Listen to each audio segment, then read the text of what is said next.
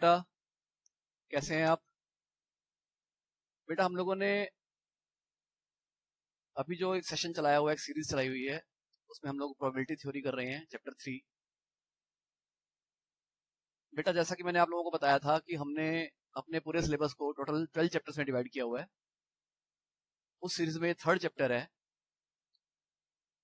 बेटा, हमने सभी चैप्टर्स को कुछ टॉपिक्स में डिवाइड किया हुआ है, और मेरी जो प्लानिंग है वो ये है कि मैं हर टॉपिक के लिए एक वीडियो बनाऊंगा जिसकी मैक्सिमम ड्यूरेशन होगी 1 आवर। मैंने मैक्सिमम वर्ड यूज किया है। ऐसा भी होता है कि मैं 40 मिनट्स का एक वीडियो बनाऊं या 20 मिनट्स का एक वीडियो बनाऊं, लेकिन 1 आवर से बड़ा मेरी कोशिश होगी नहीं बनेगा। 5-7 मिनट ऊपर नीचे हो सकते हैं, लेकिन जनरली मेरी कोशिश होगी कि हर वीडियो की ड्यूरेशन 1 आवर की हो। बेटा, इसके पीछे रीजन ये है कि कई बार क्या होता है कि 1 आवर से बड़ा वीडियो बच्चे देखने में कंफर्टेबल फील नहीं करते। उनको लगता है कि सर बहुत ज्यादा लंबे वीडियो मत बनाया करो। तो इसलिए मैंने 1 आवर के वीडियोस बनाए हैं, और अगर कोई टॉपिक उस 1 आवर में कंप्लीट नहीं हो पाएगा तो उसका सेकंड पार्ट भी बनेगा। बेटा, अभी हम चैप्टर 3 प्रोबेबिलिटी थ्योरी कर रहे हैं आउट ऑफ दोस 12 चैप्टर्स जो मैं आपसे डिस्कस कर रहा हूं। बेटा, आप देख सकते हैं स्क्रीन पर, इस चैप्टर को हम लोगों ने 7 टॉपिक्स में डिवाइड किया हुआ है। फर्स्ट टॉपिक है events, probability and basic axioms. और बेटा, इसका वीडियो मैं आप लोगों को डिलीवर कर चुका हूं 2 पार्ट्स में। पार्ट 1 में हम लोगों ने इस टॉपिक की सिर्फ थ्योरी और कंसेप्ट वाला पार्ट सीखा था, और पार्ट 2 में मैंने इस आर्टिकल पर बेस्ड, इस टॉपिक पर बेस्ड न्यूमेरिकल क्वेश्चंस कवर किए थे। बेटा, टॉपिक 2 जो हमने आज करना है, तो आज आप जो देख रहे हैं वो टॉपिक 2 का वीडियो देख रहे हैं, problems based on counting principles. ये वीडियो अभी प्ले कर रहा है, आप लोग इस वीडियो को करंटली देख रहे हैं। नेक्स्ट टॉपिक हमारा होगा एडिशन लॉ ऑफ प्रोबेबिलिटी का, जो नेक्स्ट वीडियो में कवर किया जाएगा। उससे नेक्स्ट वीडियो में हम कवर करेंगे mutually exclusive and exhaustive events. उसके बाद हम कवर करेंगे नेक्स्ट वीडियो में मल्टीप्लिकेशन लॉ ऑफ प्रोबेबिलिटी। उससे अगले वीडियो में हम कवर करेंगे मेथड ऑफ कॉम्बिनेशंस। और बेटा, ये जो 7th टॉपिक है इंपॉर्टेंट थ्योरी क्वेश्चंस, ये हर असाइनमेंट के एंड में एक आर्टिकल होगा इंपॉर्टेंट थ्योरी क्वेश्चंस। जो भी अच्छे थ्योरी क्वेश्चंस हैं जो एग्जाम्स में पूछे जा सकते हैं, वो क्वेश्चन और आंसर की फॉर्म में होंगे। आपको कहीं जाके इसका आंसर नहीं ढूंढना होगा, किसी बुक को रेफर नहीं करना होगा। मैंने क्वेश्चन भी लिख दिए हैं और उसके सॉल्यूशंस भी लिख दिए हैं, उनके आंसर भी लिख दिए हैं। और अगर कोई क्वेश्चन किसी ईयर में पूछा गया है तो उसके नीचे ये भी लिख के बता दिया गया है कि फला फला ईयर में इस क्वेश्चन को पूछा गया था, कितने मार्क्स का पूछा गया था वो भी मेंशन हो गया है। तो बेटा, आप लोगों को पीडीएफ प्रोवाइड की जाएंगी जिसमें पूरा चैप्टर होगा। Every topic will be covered in that PDF. उसमें इंपॉर्टेंट थ्योरी क्वेश्चंस भी होगा। आप उसको चैप्टर खत्म होने के बाद, मतलब जब आप 6 वीडियोस या जितने भी वीडियोस बनेंगे इन 6 टॉपिक्स पर, क्योंकि मैंने आपको बताया कि हम हर टॉपिक पर एक वीडियो बनाएंगे, लेकिन अगर टॉपिक लंबा होगा तो उस पर 2 वीडियोस भी बन सकते हैं। तो 6 टॉपिक्स का मतलब ये हुआ कि मिनिमम 6 वीडियोस बनेंगे, ज्यादा भी हो सकते हैं लेकिन 6 तो मिनिमम है। उसके बाद जब हम लोग ये वीडियो सारे देख लेंगे तो आपको पीडीएफ पूरे टॉप चैप्टर की भी प्रोवाइड की जाएगी, जिसमें से आप लोग इंपॉर्टेंट थ्योरी क्वेश्चंस को एग्जाम्स के टाइम पर लर्न कर सकते हैं और रीड कर सकते हैं। तो बेटा, इस सीरीज में हम लोगों ने आज जो टॉपिक स्टार्ट करना है वो है problems based on counting principles. बेटा, मैंने आप लोगों को पहले भी बताया था, आज फिर बता रहा हूं कि हर वीडियो में बॉटम पर सेंटर में एक टॉगल करने का स्विच होगा, एक लिंक होगा जिसपे अगर आप क्लिक करेंगे, अगर वीडियो चल रहा है तो पीडीएफ खुल जाएगी, और अगर आप वहां क्लिक करेंगे पहले से पीडीएफ खुली हुई है तो वीडियो खुल जाएगा। बेटा, इसमें सिर्फ पीडीएफ उन क्वेश्चंस की होगी जो करंट वीडियो में डिस्कस किया जा रहा होगा। उससे पहले वाले वीडियोस का भी पीडीएफ नहीं होगा और उसके बाद वाले वीडियोस का भी पीडीएफ नहीं होगा। लेकिन जब मैं आप लोगों को एक कंबाइंड पीडीएफ प्रोवाइड करूंगा तो उसको अगर आप देखेंगे तो जितने भी किसी चैप्टर के टॉपिक्स हम लोग कवर कर रहे हैं थ्रू वीडियोस, वो सारे के सारे टॉपिक्स के जो आर्टिकल्स हैं, वो सारे के सारे टॉपिक्स, उनके क्वेश्चंस, उनकी थ्योरीज, एवरीथिंग, उसको हम एक पीडीएफ में कवर करेंगे, और वो पीडीएफ भी मैं आप लोगों को दूंगा। तो बेटा, इस बात को मैं रिपीट कर रहा हूं, जो वीडियो आप करंटली देख रहे होंगे उस वीडियो में आपको सिर्फ वो उन क्वेश्चंस की पीडीएफ मिलेगी जो क्वेश्चन उस वीडियो में कवर किए गए हैं।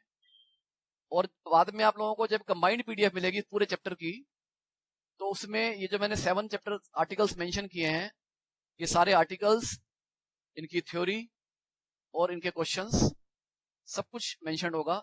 उसको आप लोग स्टडी कर सकते हैं, उसको आप लोग देख सकते हैं। तो बेटा अब हम नेक्स्ट आर्टिकल पे चल रहे हैं, आज वाले वीडियो के कंटेंट को स्टार्ट कर रहे हैं। और बेटा इसमें हम लोगों ने जो आज आर्टिकल पढ़ना है वो है problems based on counting principles. तो बेटा ये हमारा टॉपिक है, problems based on counting principles. इस पर बेस्ड हम क्वेश्चंस करेंगे। देखिए बेटा, आर्टिकल शुरू करने से पहले मैं थोड़ा सा आप लोगों को पहले इसका बेस बता दूं। बेटा हम लोगों ने जब 11th क्लास में एक चैप्टर पढ़ा था मैथमेटिक्स में, परम्यूटेशंस एंड कॉम्बिनेशंस। तो बेटा परम्यूटेशन एंड कॉम्बिनेशन वाले चैप्टर को हम शॉर्ट में ये भी कह सकते हैं काउंटिंग प्रिंसिपल्स। मींस वो चैप्टर हमें ये सिखाता है कि काउंटिंग के लिए क्या प्रिंसिपल्स अडॉप्ट करने हैं, परम्यूटेशंस क्या चीजें हैं, कॉम्बिनेशंस क्या चीजें हैं, कैसे चीजों को काउंट किया जाता है, वो सारे प्रिंसिपल्स हम लोगों ने परम्यूटेशंस एंड कॉम्बिनेशंस में पढ़े थे। और बेटा वो बहुत बड़ा चैप्टर था, हमें इस टॉपिक को पढ़ने के लिए वो सारा चैप्टर करने की कोई रिक्वायरमेंट नहीं है। हमें सिर्फ शॉर्ट में कुछ चीजें सीखनी है जिससे हमारा टॉपिक कवर हो जाएगा। तो बेटा मैं सिर्फ आपको 3-4 कंसेप्ट बताऊंगा, उसमें वो सारी चीजें कवर हो जाएंगी जो प्रोबेबिलिटी के वो क्वेश्चंस करने में काम आएगा which are based on counting principles. तो बेटा एक एक करके मैं आपको ये चारों कंसेप्ट करवाऊंगा, तो देखते जाएंगे बेटा मैं कौन कौन से 4 कंसेप्ट आप लोगों को करवा रहा हूँ। जरा बेटा एक एक करके देखते रहेंगे।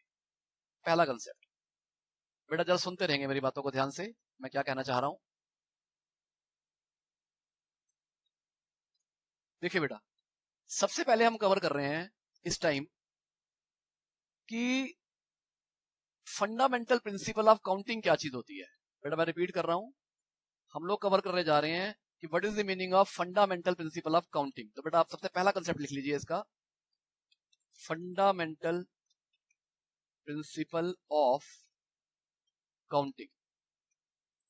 देखिए बेटा ये प्रिंसिपल क्या चीज है ये समझना बहुत जरूरी है, क्योंकि प्रोबेबिलिटी के कई क्वेश्चंस ऐसे होंगे जिसमें परम्यूटेशन कॉम्बिनेशन भले ही फेल हो जाएं, लेकिन काउंटिंग प्रिंसिपल हमेशा काम आएगा। आप ऐसे भी समझ सकते हैं कि परम्यूटेशंस और कॉम्बिनेशंस के लिए जो फॉर्मूलाज बनाए गए हैं असल में वो फंडामेंटल प्रिंसिपल ऑफ काउंटिंग पर ही बेस्ड हैं। तो अगर आपको ये प्रिंसिपल समझ में आ गया तो परम्यूटेशन कॉम्बिनेशन को अलग से समझने की बहुत ज्यादा रिक्वायरमेंट नहीं होगी। हालांकि हम लोग करेंगे उनको यूज, क्योंकि वो डायरेक्टली यूज हो जाते हैं फंडामेंटल प्रिंसिपल ऑफ काउंटिंग में, फिर भी कुछ चीजें सोचनी होती हैं। स्टिल बेटा कई सारी चीजें ऐसी हैं जिसमें fundamental principle of counting directly हमारे काम आएगा, तो इसलिए हम इसको बड़े केयरफुली सुनेंगे। देखिए बेटा पहले मैं सिर्फ बोल रहा हूं, आप ध्यान से सुन लेंगे, फिर मैं लिख भी दूंगा इस बात को। देखिए कोई एक इवेंट है which can occur in m different ways, और एक और इवेंट है which can occur in n different ways. अब अगर हमसे कोई ये पूछने लग जाए कि if first event can happen in m different ways and the other event can happen in n different ways, then in how many ways can both the events happen? तो बेटा इसमें हम दोनों को मल्टीप्लाई कर देंगे m into n को। तो इसका मतलब ये हुआ कि if an event can happen in m different ways and another event can happen in n different ways, then both the events can happen in m into n different ways। बेटा इसी का नाम रखा हमने फंडामेंटल प्रिंसिपल ऑफ काउंटिंग। चलिए बेटा इस बात को लिख लेंगे, if an event can occur in m different ways and another event can occur in n different ways, then both the events can occur in m into n different ways। बेटा इसी को हम कहते हैं fundamental principle of counting. So this is called fundamental principle of counting. तो बेटा आई hope कि आप लोगों को ये बात समझ में आ गई होगी। मैंने क्या बताया जरा एक बार दोबारा फिर से सुन लेंगे। मैंने आपको ये बताया कि if one event can happen in m ways, m different ways, another event can happen in n different ways, then both the event can happen in m into n different ways. Next सुनेंगे बेटा, अब हम बात करेंगे कुछ permutations पर based और कुछ बात करेंगे कॉम्बिनेशंस पर बेस्ड। लेकिन बेटा एक बेसिक समझने की कोशिश करेंगे। परम्यूटेशंस को हम अदर वर्ड्स में कह सकते हैं अरेंजमेंट्स, और कॉम्बिनेशंस को हम अदर वर्ड्स में कह सकते हैं सिलेक्शंस।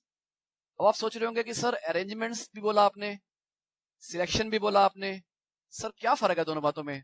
थोड़ा सा समझाने की कोशिश करो, हमें समझाओ जरा ये बात। तो देखिए बेटा कंसेप्ट समझेंगे, क्या फर्क होता है अरेंजमेंट्स में और कॉम्बिनेशन में। देखिए बेटा, सपोज हमारे पास 3 डिफरेंट ऑब्जेक्ट्स हैं। सपोज एक का नाम है ए, एक का नाम है बी और एक का नाम है सी।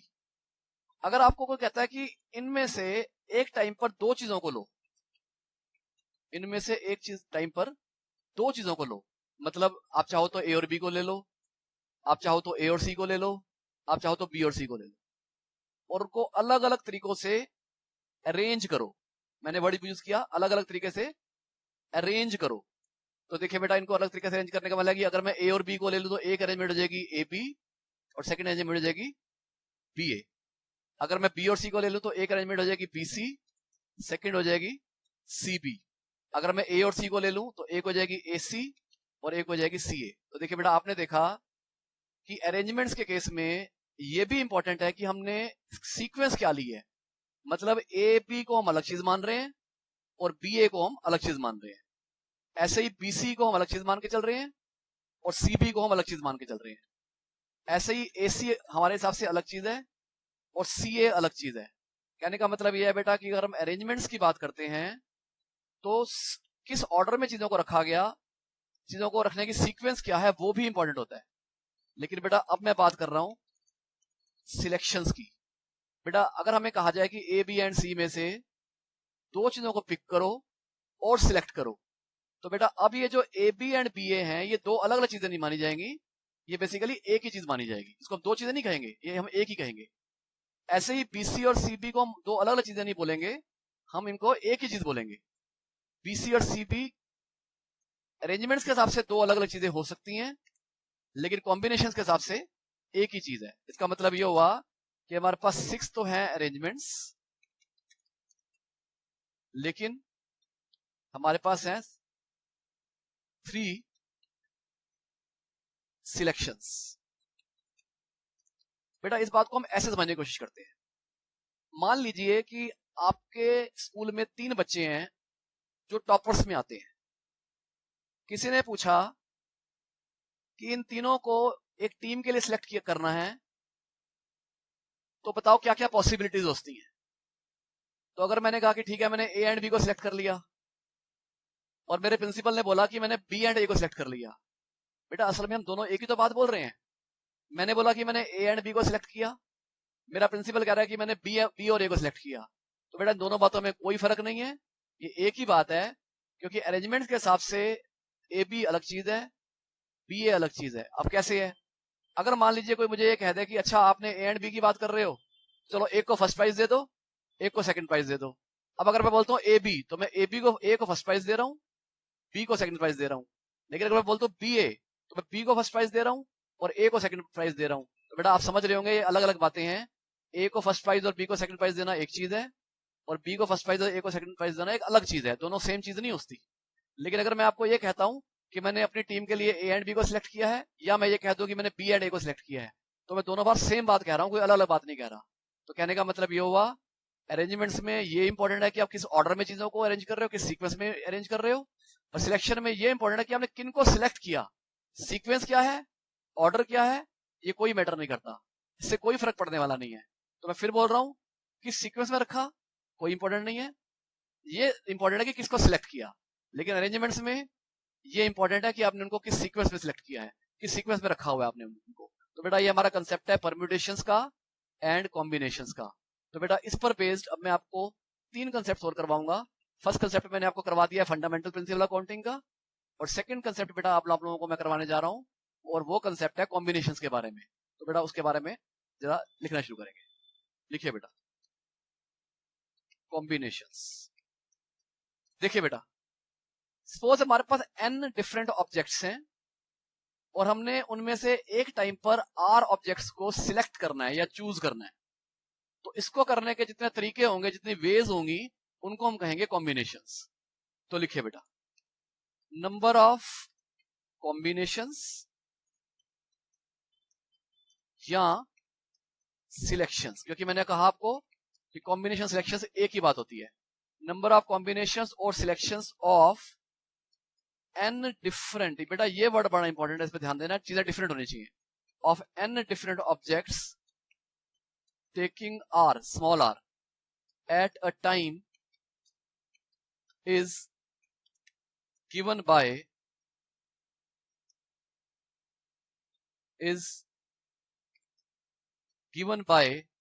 तो बेटा जरा देखना आप लोग कि क्या फॉर्मूला यूज करने वाले हैं इसके लिए हम लोग। देखिए बेटा, इसके लिए हम फॉर्मूला यूज करेंगे NCR, ये इसका सिंबल है और इसका फॉर्मूला होता है बेटा n factorial divided by r factorial multiplied by n minus r whole factorial. तो बेटा ये हमारा फॉर्मूला है। अगर हमारे पास m डिफरेंट ऑब्जेक्ट्स हो और उन n ऑब्जेक्ट्स में से हमने r ऑब्जेक्ट्स को एक साथ लेके चलना हो, तो कितनी पॉसिबिलिटीज हैं, कितनी सिलेक्शंस हैं, कितनी कॉम्बिनेशंस हैं, उसके लिए हम फॉर्मूला यूज करते हैं NCR। और बेटा NCR को लिखने का एक सिंबल और भी होता था, हम ऐसे भी लिखते थे NC ब्रैकेट में n कोमा r। बेटा एक ही बात है, चाहे आप जो मर्जी सिंबल यूज कर लीजिए, दोनों सिंबल ठीक हैं। आप C ब्रैकेट में n कोमा r भी लिख सकते हो और आप NC कोमा r भी लिख सकते हो। तो this is the formula of combinations. अगर हम n में से r चीजों को सिलेक्ट करेंगे तो हम ये वाला फॉर्मूला यूज करेंगे। तो बेटा अब जरा हम बात कर लेते हैं परम्यूटेशंस की। अब जरा हम बात कर लेते हैं परम्यूटेशंस की। तो देखिए बेटा जरा ध्यान समझेंगे इस बात को।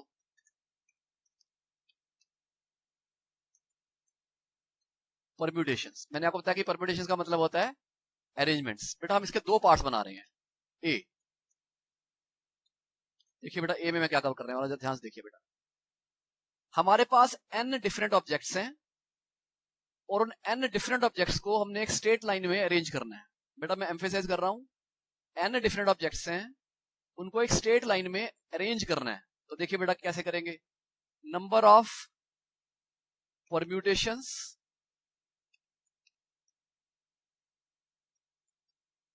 और अरेंजमेंट्स, क्योंकि परम्यूटेशन अरेंजमेंट्स एक ही बात होती है। Number of arrangements of n different objects among themselves, मतलब उनको आपस में शफल करके अरेंज करना है। among themselves का मतलब आपस में आगे पीछे करके अरेंज करना है। of n different objects among themselves in a straight line। बेटा ये हमारा की वर्ड है, इन अ स्ट्रेट लाइन। तो मैं थोड़ा इसको एम्फेसाइज करने के लिए डार्क कर देता हूं, बोल्ड कर देता हूं। In a straight line is given bye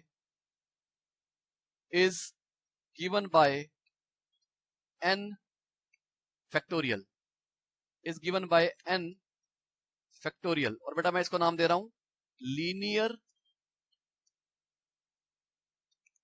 permutations. Linear permutations. बेटा ऐसी ही चीज मैं एक और लिख रहा हूं बी पार्ट में, नंबर ऑफ अरेंजमेंट्स या number of permutations of n different objects among themselves. देखो बेटा मैं यहां थोड़ा चेंज कर रहा हूं, अराउंड अ सर्कल। पहले मैंने चीजों को स्ट्रेट लाइन में रखा था, अब मैंने चीजों को सर्कल में रखा हुआ है। जैसे एग्जांपल के तौर पे कोई आपको ये कह सकता है कि हमने n अलग अलग लोगों को बिठाना है एक रो में, तो बात करेंगे लीनियर परम्यूटेशंस की। और अगर आपको कोई ये कहे कि नहीं एक रो में नहीं बिठाना, हमने एक सर्कल के अराउंड, फॉर एग्जांपल एक टेबल के अराउंड बिठाना है, तो बेटा इसको हम नाम देते हैं सर्कुलर परम्यूटेशंस। तो बेटा एक बार जल्दी से मैं सारी चीजें दोबारा से बोल रहा हूं, क्योंकि इन क्वेश्चंस को करने के लिए सारे कंसेप्ट समझ आने बहुत जरूरी है। देखिए बेटा सबसे पहले मैंने बोला था फंडामेंटल प्रिंसिपल ऑफ काउंटिंग। इसमें हमने सीखा था if an event can occur in m different ways and another event can occur in n different ways, then both the events can occur in m into n different ways. और इसको हमने नाम दिया था फंडामेंटल प्रिंसिपल ऑफ काउंटिंग. इसके बाद हम लोगों ने डिस्कस किया था कि अरेंजमेंट्स में सीक्वेंस इंपॉर्टेंट है कि किस ऑर्डर में चीजों को रखा जा रहा है, और कॉम्बिनेशंस में सीक्वेंस से कोई फर्क नहीं पड़ता, और क्योंकि सीक्वेंस से फर्क नहीं पड़ रहा तो हमारे लिए ए बी और बी ये दो चीजें नहीं है, एक ही चीज है. तो सिलेक्शन में मतलब ऑर्डर इंपॉर्टेंट नहीं है, अरेंजमेंट मतलब सीक्वेंस या ऑर्डर इंपॉर्टेंट है. बेटा सेकंड कंसेप्ट हम लोगों ने पढ़ा था कॉम्बिनेशंस के बारे में. उसमें हम लोगों ने ये पढ़ा था कि अगर हमने n डिफरेंट चीजों को अरेंज करना है और एक टाइम में r चीजों को लेकर चलना है, तो हमने इसको कैसे बोला, नंबर ऑफ सिलेक्शंस या combinations of n different objects taking r at a time. जैसे मान लीजिए हमारे पास 5 चीजें हैं, हमें 5 के 5 को सिलेक्ट नहीं करना, क्योंकि 5 के 5 को सिलेक्ट करना है वो तो एक ही वे होगी. लेटर से हमने 5 में से 3 चीजों को सिलेक्ट करना है बस. तो इसका मतलब m की वैल्यू n की वैल्यू हो गई 5 और r की वैल्यू हो गई 3. तो उसके लिए फॉर्मूला यूज करेंगे NCR is equal to n factorial divided by r factorial bracket में n minus r whole factorial. आगे चलेंगे बेटा, परम्यूटेशंस की बात कर लेते हैं. बेटा परम्यूटेशंस में मैंने कहा था कि अरेंजमेंट्स इंपॉर्टेंट है. तो अगर हमने n अलग अलग चीजों को किसी स्ट्रेट लाइन में अरेंज करना हो तो उसको हम बोलेंगे n फैक्टोरियल, और शॉर्ट में मैंने इसको नाम दिया लीनियर परम्यूटेशंस. और अगर हमने अलग अलग n चीजों को एक सर्कल के अराउंड, एक राउंड टेबल या किसी भी तरह के टेबल के अराउंड करना हो, तो जब भी अराउंड का कंसेप्ट आएगा तो उसको हम बोलते हैं सर्कुलर परम्यूटेशंस. तो n माइनस 1 होल फैक्टोरियल हो जाएगा. तो बेटा मैं रिपीट कर रहा हूं, स्ट्रेट लाइन में अरेंज करेंगे तो n फैक्टोरियल, सर्कल के अराउंड करेंगे तो n माइनस 1 होल फैक्टोरियल.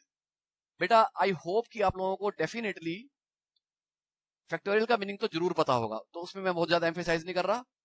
बस बेटा मैं थोड़ा कॉम्बिनेशंस के बारे में आपको कुछ चीजें जरा समझाना चाह रहा हूं, थोड़ा ध्यान से समझ लेंगे बेटा. देखिए बेटा, सपोज हमें कोई कहता है कि 12C3 कैलकुलेट करो, 12C3 कैलकुलेट करो. तो बड़ा आसान सा फॉर्मूला है बेटा, ऊपर लिख देंगे 12 फैक्टोरियल, नीचे लिख देंगे 3 फैक्टोरियल मल्टीप्लाइड बाय 12 माइनस 3 मतलब 9 फैक्टोरियल. लेकिन बेटा इस तरीके से अगर आप हर क्वेश्चन को सॉल्व करेंगे ना तो थोड़ा टाइम कंज्यूमिंग हो जाता है. तो बेटा आसान करने के लिए चीजों को मैं आपको इसका थोड़ा शॉर्टकट बता रहा हूं, जरा ध्यान से देखिए बेटा. आप एक काम कीजिए, आप ये देखिए कि नीचे क्या लिखा हुआ है. तो नीचे लिखा हुआ है 3, क्योंकि मैं इसको पढ़ रहा हूं 12C3. तो C के नीचे क्या लिखा है 3, तो हम नीचे लिख देंगे 3 फैक्टोरियल.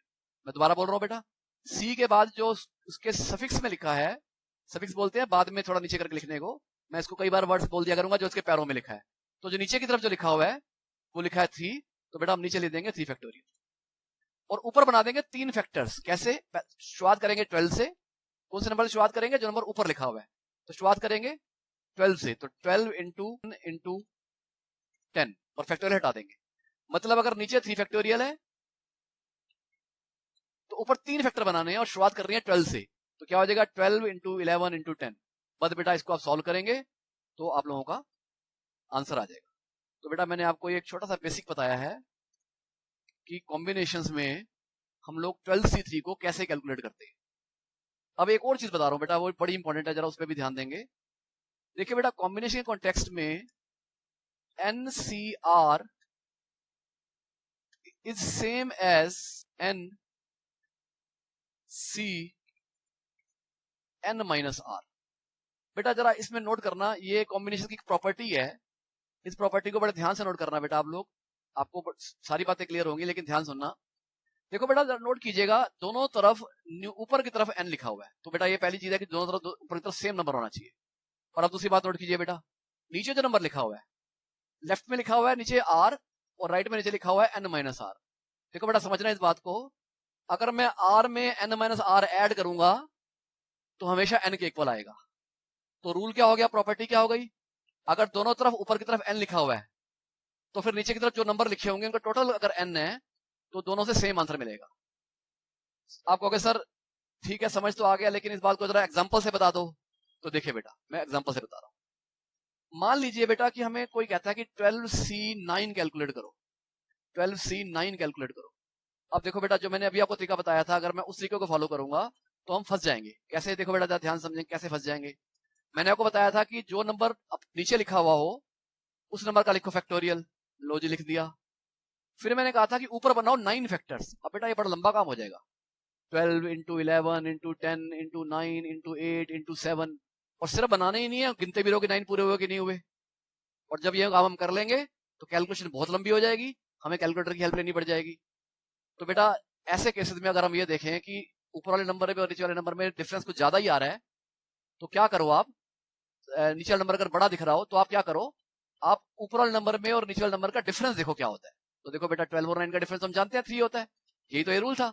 क्या था कि अगर ऊपर n लिखा हुआ है और नीचे r लिखा हुआ है तो दोनों का डिफरेंस होगा n माइनस r। तो वही तो किया था हमने, यहाँ पे हमने नीचे n माइनस r लिख दिया था। तो बेटा यही काम यहाँ भी करेंगे, हम ये कहेंगे कि according to this property 12c9 और 12c3 तो एक ही बात होती है अकॉर्डिंग टू दिस प्रॉपर्टी।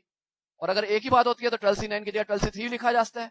और बेटा 12c3 को लिखने का मैंने आपको अभी तरीका बता दिया था, क्या कहा था, नीचे लिखो 3 का फैक्टोरियल और ऊपर बना दो 3 फैक्टर्स 12 से स्टार्ट करके। तो अब देखो बेटा कितना फर्क आ गया। 12c9 में हम क्या करते, 12c9 में हम पहले लिखते नीचे 9 फैक्टोरियल और ऊपर लिखते 12 into 11 into 10 into 9 into 8 into 7, करते करते करते करते हमें टोटल 12 फैक्टर बनाने पड़ जाते। तो बेटा वो काम बहुत ज्यादा लंबा हो जाता। तो उतनी मुश्किल चीजों से बचने के लिए हमने आसान तरीका क्या ढूंढ लिया, इस प्रॉपर्टी को यूज किया जो कहती है कि 12c9 और 12 माइनस 9 एक ही बात है और 12 माइनस 9 मतलब 3 एक ही बात है। तो जब हमने इस प्रिंसिपल को यूज किया तो बेटा हम लोगों ने देखा कि हमारे जो काम है वो काफी इजी हो गए। तो बेटा ये 2 नोट्स आपके लिए बहुत यूजफुल होंगे, एक ये कि किस तरीके से हमें सॉल्व करना है चीजों को, और दूसरा कि हम शॉर्टकट कैसे अडॉप्ट कर सकते हैं। तो बेटा इस बेसिक्स के बाद अब हम लोग क्वेश्चंस पे आ रहे हैं। मैंने आपको बेसिक्स सारे बता दिए हैं। तो क्वेश्चन नंबर 10 देखेंगे बेटा, जरा क्या क्वेश्चन है देखिए बेटा। वो कहता है how many ways are there to split a dozen people into 3 teams. बेटा डजन का मतलब होता है 12। हमने 12 लोगों को 3 अलग अलग टीम्स में स्प्लिट करना है, 3 अलग अलग टीम्स में डिवाइड करना है। और आगे वो कहता है where one team has 2 people and the other teams have 5 people each. मतलब एक टीम में हो जाएंगे 2 पीपल, नेक्स्ट टीम में हो जाएंगे 5 पीपल, नेक्स्ट टीम में भी हो जाएंगे 5 पीपल। तो 2 + 5 + 5 करेंगे तो 12 हो जाएगा। 12 मतलब डजन हो जाएगा। तो कहने का मतलब है कि डजन मतलब 12 पीपल की अगर 3 टीम बनानी है, और ये कह दिया जाए कि टीम बनाते वक्त आप इस बात का ध्यान रख लेना कि एक टीम में 2 लोग होने चाहिए, एक टीम में 5 लोग होने चाहिए और नेक्स्ट टीम में भी 5 लोग होने चाहिए। तो हमसे पूछा जा रहा है बताओ कितने तरीके से इस काम को किया जा सकता है। बेटा बहुत आसान क्वेश्चन है, कोई मुश्किल नहीं है। जरा ध्यान से थोड़ा सा दिमाग लगा के सोचिए हम लोग। बेटा आप एज्यूम करो कि आप टीचर हो और आपकी क्लास में 12 स्टूडेंट्स हैं। आपके प्रिंसिपल ने आपको कहा कि मुझे 2 लोग, 5 लोग और 5 लोग करके 3 टीम्स बनानी है। तो सर एक काम करो, एक एक टीम बना बना के मेरे पास भेजते जाओ। अब बेटा आपकी मर्जी है, पहली टीम आप चाहे 2 लोगों की बना लो चाहे 5 लोगों की बना लो, उससे कोई फर्क नहीं पड़ता, आपकी मर्जी है। चलो आपने पहली टीम बनानी है 2 लोगों के लिए और आपके सामने बैठे हुए हैं 12 लोग। तो सुनना जरा ध्यान से बेटा, आपके सामने 12 लोग बैठे हैं, आप लोगों ने इसमें से 2 लोगों की टीम बनानी है। तो आपने उन 12 लोगों में से 2 लोगों को सिलेक्ट करना है। बेटा मैं इस बात को थोड़ा जोर देके कह रहा हूं, सिलेक्ट करना है, अरेंज नहीं करना है। ऐसा मैं क्यों बोल रहा हूं जरा ध्यान समझ लेना बेटा, हमें सिलेक्ट करना है, अरेंज नहीं करना है। बेटा ये वाली बात मैं इसलिए बोल रहा हूं कि मान लो मैंने कहा कि सर ओके मैं आपके पास टीम भेज रहा हूं, सर ने कहा अच्छा किस किस को भेजोगे, तो मैंने कहा अच्छा मैं ए एंड बी को भेज रहा हूं। फिर मैंने कहा नहीं नहीं सॉरी सर सॉरी मैं बी एंड ए को भेज रहा हूं। तो मेरा प्रिंसिपल कहेगा यार एक ही तो बात है, जिसको मर्जी भेजो, इसका मतलब सीक्वेंस इंपॉर्टेंट नहीं है, तो ये सिलेक्शन है। तो सुनिए बेटा, सबसे पहला काम क्या करेंगे, 12 में से 2 लोगों को चूज करना है। मैं चूज वर्ड पे एम्फेसाइज कर रहा हूं, चूज मतलब सिलेक्ट करना है, और जहां सिलेक्ट वर्ड आ जाता है वहां कॉम्बिनेशन होती है। तो इसका मतलब हमने स्टार्टिंग में सबसे पहला काम ये करना है कि 12 में से 2 लोगों को चूज करना है। तो लिखिए बेटा, number of ways of selecting या choosing 12 people out of, sorry बेटा हमने 2 लोगों को चूज करना है, 2 पीपल आउट ऑफ 12। हमने 12 लोगों में से 2 लोगों को चूज करना है। तो वो कह रहा है कि कितने तरीके बनेंगे। तो बेटा हमने पहले पढ़ा था कि इसका फॉर्मूला हो जाएगा 12c3, हम 12c2। बेटा फॉर्मूला अप्लाई बाद में करते रहेंगे, पहले हम सिर्फ सिंपल पे लिख रहे हैं। तो इसके लिए हम यूज लिखेंगे 12c2। तो देखिए बेटा क्या क्या मिला आप लोगों को, number of ways of selecting 12 people out of 12 is equal to 12c2। अब सुनना जरा ध्यान से बेटा, एक टीम 2 लोगों की आपने बनाई और आपने प्रिंसिपल के रूम में भेज दी। अब आपके सामने बेटा 12 लोग नहीं बैठे हुए, सुनना ध्यान से, अब आपके सामने बैठे हुए 10 लोग। प्रिंसिपल का फोन आ गया, सर 5 लोगों की एक टीम और भेज दो। तो आपने फिर 5 लोगों को सिलेक्ट करना है। लेकिन समझना बेटा, इस बार आपने 5 लोगों को 12 में से सिलेक्ट नहीं करना, इस बार आपने 5 लोगों को 10 में से सिलेक्ट करना है, क्योंकि 2 लोगों की टीम बना के तो आप भेज चुके हो। अब तो आपके सामने सिर्फ 10 लोग बैठे हुए हैं, तो अब आप 10 लोगों में से 5 लोगों की टीम बनाओगे। तो देखो बेटा, अब हम क्या लिखेंगे, number of ways of selecting 5 people, क्योंकि 5 लोगों की टीम बनानी है, out of remaining 10, out of remaining 10। क्यों? क्योंकि 12 में से 2 की टीम तो आपने पहले ही बना दी थी, तो 10 लोग ही तो बचे अब सिर्फ। तो अब जब आपने 10 लोगों की टीम में से सिर्फ 5 लोगों की टीम और सिलेक्ट करनी है, तो बेटा इस बार आपका जो फॉर्मूला बन जाएगा वो हो जाएगा 10C5। इस बार आपका फॉर्मूला हो जाएगा 10C5। और बेटा देखो, एक बात बहुत ध्यान से सुनना, जरा सी लापरवाही अगर आपने कर दी तो क्वेश्चन को गलत कर बैठोगे आप। तो बहुत ध्यान से बेटा एक बात आप लोग नोटिस करना और सुनना। देखो बेटा, जब हम लोगों ने 12 में से 2 लोगों की टीम प्रिंसिपल के रूम में भेज दी, 10 लोग सामने बैठे हैं, 10 में से 5 की टीम एक और बनाई, वो 5 लोग भी भेज दिए, 5 लोग और बैठे हैं। अब आपके सामने बेटा 5 लोग हैं और आपने 5 लोगों की टीम बनानी है, तो सिलेक्शन प्रोसेस तो कंप्लीट हो चुका है। 5 लोग बैठे हैं, 5 की टीम बनानी है, तो वो 5 की टीम तो बनी पड़ी है, आपने क्या करना है इसमें, वो तो ऑलरेडी बनी हुई है। इसका मतलब ये हुआ कि थर्ड वाली टीम को फॉर्म नहीं करना हमने, वो ऑलरेडी फॉर्म्ड है, उसके बारे में कुछ सोचना ही नहीं है। तो बेटा इसका मतलब ये हुआ कि हमने एक काम किया 12C2 वेज में, अगला काम किया 12C5 वेज में, 10C5 वेज में। और बेटा जरा ध्यान सुनना, फंडामेंटल प्रिंसिपल ऑफ काउंटिंग कहता है कि अगर एक काम को करने के तरीके हैं 12C2, दूसरे काम को करने के तरीके हैं 12C5, तो टोटल तरीके हो जाएंगे, दोनों को मल्टीप्लाई कर दो, जिसको हम नाम दिया था फंडामेंटल प्रिंसिपल ऑफ काउंटिंग। क्या कहा था हमने, एक काम को m तरीके से किया जा सकता है, दूसरे काम को n तरीके से किया जा सकता है, दोनों कामों को करने के तरीके कितने हो जाएंगे, m into n, यानी कि फंडामेंटल प्रिंसिपल ऑफ काउंटिंग। यहाँ पे हम भी तो यही कर रहे हैं, एक कमेटी बनाने के लिए हमने इतने तरीके यूज किए, दूसरी कमेटी के बनाने के लिए हमने इतने तरीके यूज किए, और थर्ड कमेटी मैंने बनानी ही नहीं है क्योंकि वो तो बनी बनाई है। लेकिन हमने क्या किया, एक बेवकूफी कर दी कि हमने थर्ड कमेटी भी बनानी शुरू कर दी। क्या लिखा, number of ways of selecting 5 people out of remaining 5। तो बेटा अगर आपने ऐसा कर भी दिया ना, तो घबराना मत, बिल्कुल भी कोई फर्क पड़ने वाला नहीं है उससे, आपका आंसर बिल्कुल ठीक आएगा। आपको कहे सर क्या अजीब बातें कर रहे हो, अब हमने गलती कर दी तो भी ठीक आएगा, गलती नहीं करेंगे तो भी ठीक आएगा, कैसे होता है सर, बेटा बिल्कुल होता है। अब क्या करना है आपने, आप लोगों ने 5 में से 5 लोगों को चूज करना है, तो कितनी वेज हो जाएंगी, 5C5। और सुनना ध्यान से बेटा, जब आप 5C5 को कैलकुलेट करोगे तो आंसर 1 आएगा। पहले हम सोच रहे थे कि बस इन दोनों को मल्टीप्लाई कर देते हैं, पहले वाले 2 आंसर को, फिर हमने सोचा कि चलो इसको भी मल्टीप्लाई कर देते हैं। अब देखो बेटा, इन दोनों को मल्टीप्लाई करें या तीनों को करें, बात तो एक ही है। क्यों? क्योंकि जो थर्ड वाला नंबर है उसका आंसर आएगा 1, तो 1 को किसी से भी मल्टीप्लाई कर दो तो क्या फर्क पड़ना है, कोई फर्क नहीं पड़ना।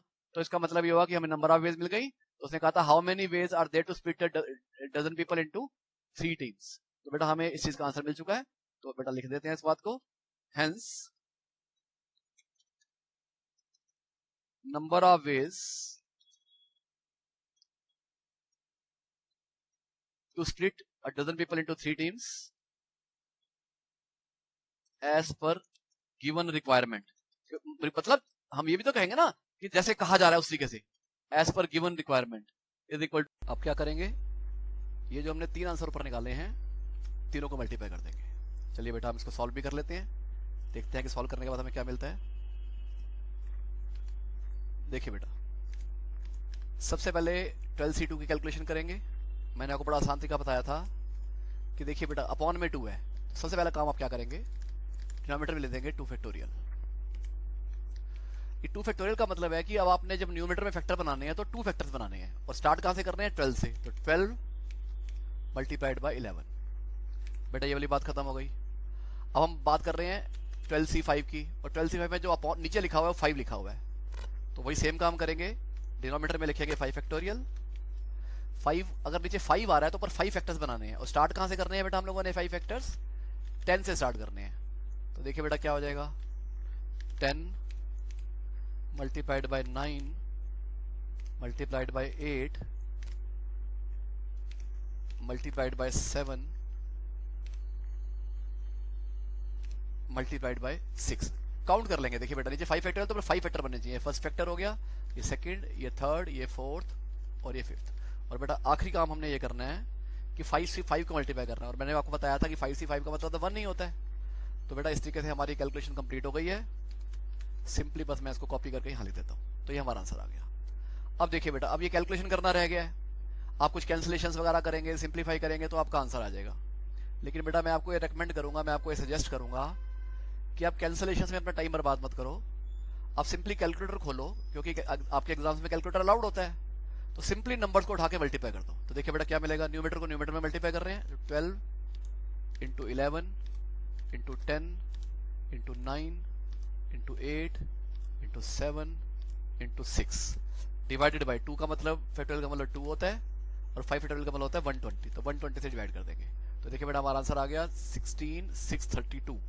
ये हमारा फाइनल आंसर आ जाएगा 16,632। तो बेटा इसके साथ ही हमारा क्वेश्चन का फर्स्ट पार्ट कंप्लीट हो गया। सेकंड पार्ट भी बेटा मिलता जुलता ही है और it is easier than the first part. जरा ध्यान से देखिए बेटा, सेकंड पार्ट में क्या करना है हम लोगों ने, ध्यान से देख लिया बेटा। देखिए बेटा सेकंड पार्ट में बोला जा रहा है, how many ways are there to split a dozen people into 3 teams where each team has 4 people. पहले क्या कहा गया था, डजन मतलब 12 लोगों को 3 टीम्स में डिवाइड करना है, अभी भी वही कहा जा रहा है। लेकिन पहले टीम की कॉन्स्टिट्यूशन थी 2 people then 5 people then 5 people. लेकिन अब वो कह रहा है where each team has 4 people, तो और 4 3 12 होता है, हम जानते हैं। तो इसका मतलब ये हुआ बेटा बिल्कुल एग्जैक्टली हमने यही सेम तरीका फॉलो करना है। बस बेटा फर्क इस बार सिर्फ ये आ जाएगा कि इस बार देखिए बेटा मैं सिंपली कॉपी कर रहा हूं। इस बार बेटा सिर्फ इतना फर्क आ जाएगा कि हमने जो स्टार्टिंग में पिछली बार 2 लिए थे, अब स्टार्टिंग में 4 लेंगे। तो हम लिखेंगे number of ways of selecting 4 people out of 12। तो ये जो हमारा 12C2 था ये अमेंड होके हो जाएगा 12C4। तो 12C2 की जगह हमने 12C4 रिप्लेस कर दिया, क्योंकि हमने 12 में से 4 लोगों को सिलेक्ट किया है। अब सुनिएगा बेटा, जब हम लोगों ने आउट ऑफ 12 पीपल 4 लोगों की कमेटी ऑलरेडी बना ली है, 4 लोगों को ऑलरेडी सिलेक्ट कर लिया है, तो ऑब्वियस ही बात है बेटा अब हम लोगों ने जो नेक्स्ट 4 पीपल लेने हैं वो 8 में से लेने हैं, क्योंकि 12 लोगों में से 4 की टीम तो बन चुकी है। अब 8 में से लेने हैं, तो बचे हुए 8 लोगों में से हम लोगों ने 4 लोगों को सिलेक्ट करना है। तो बेटा इसके लिए क्या करेंगे, देखिए वंस अगेन अब हम लोगों ने 4 लोगों को सिलेक्ट करना है पहले की तरह। लेकिन इस बार वो जो 4 लोग सिलेक्ट होने हैं वो 12 में से नहीं होने, वो 8 में से होने हैं। तो बेटा अब हमारा आंसर आ जाएगा 8C4। अब बच गया सिर्फ 4 लोग, और 4 लोगों में से 4 लोगों को ही चूज करना है। तो number of ways of selecting 4 people out of remaining 4।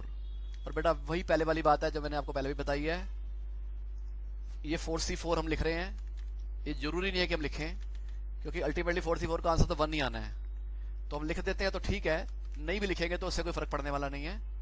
Hence number of ways to split a dozen people into 3 teams as per given requirement. Given requirement का मतलब हमें कहा गया था where each team has 4 people.